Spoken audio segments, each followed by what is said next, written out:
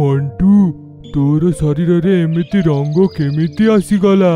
ଆରେ ଆଜି ହୋଲି ଅଛି ନା, ମୁଁ ସହରକୁ ଯାଇଥିଲି। ଲୋକମାନେ ସେଇଠି ହୋଲି ଖେଳୁଛନ୍ତି। ହୋଲି ଖେଳୁଥିଲ ମାନେ? ହୋଲି ହେଲା ମଣିଷର ଗୋଟେ ଫେଷ୍ଟିଭାଲ। ସେଦିନ ସେମାନେ ରଙ୍ଗ ନେଇକି ଖେଳନ୍ତି, ପରସ୍ପରକୁ ରଙ୍ଗ ଲଗାନ୍ତି।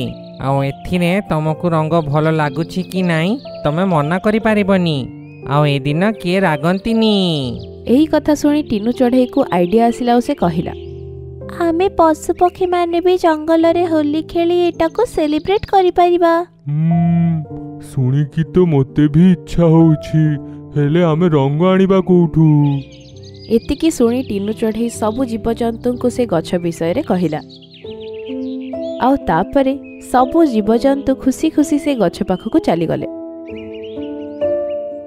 ମଣ୍ଟୁ ମାଙ୍କଡ଼ ସେଇ ଗଛରୁ ଫୁଲକୁ ତୋଳି ତୋଳି